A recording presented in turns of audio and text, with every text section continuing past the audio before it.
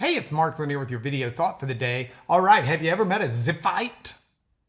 Z-I-P-H-I-T-E, a Ziphite. I haven't either. I doubt they're really an existing people today.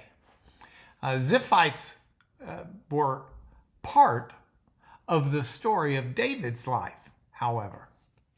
Here's the background. David is not yet king. Saul is the king of Israel. Saul has a contract out on David's life, wants to kill him. Saul takes his army and goes around, and instead of searching for bad guys, searches for David. David's hiding in various places. Doesn't want to engage with Saul, doesn't want to kill Saul. Saul is God's anointed king, and David will wait his time and want to be king during God's timing, not David's. And so David's trying to live by God's will, but he's on the run. And if you're reading this story in 1 Samuel, what you'll find is around chapter 23, there is an area of South Israel where the Ziphites live. And some Ziphites had gotten a bead on where David was located.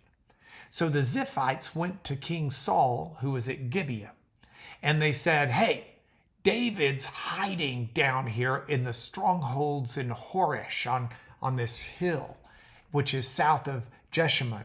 And so they basically ratted David out and said, so come on down, king, you can take David, and our part will be to surrender him into your hands. I mean, that's kind of cold. But it does bring up an interesting point, and why I put it in for today's thought as we look at the life of David this week. Here it is. Never fear when others try to disrupt God's plans for your life.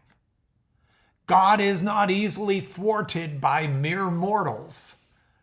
And that foundational truth is shown strongly by today's passage. See, God had declared David would be king after Saul's death. And while Saul was going to great lengths to defeat God's plans, even seeking to kill David, and while the Ziphites were aligning with Saul and against God and his plans, and they were giving information on David's whereabouts, all that this did was enhance God's work and God's reputation.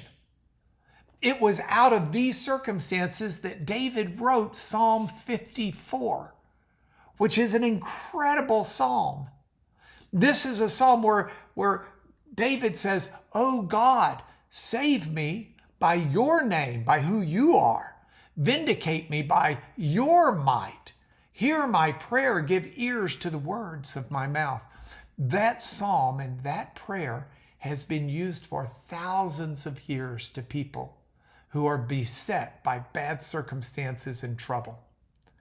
The psalm continues that strangers, Ziphites, have risen against me. Ruthless men seek my life. They do not set God before themselves. Yet David pours himself out before God and calls God his helper, says he's the upholder of his life, and says that he will always give thanks to God's name. Well, end of the story. God rescued David. David did become king.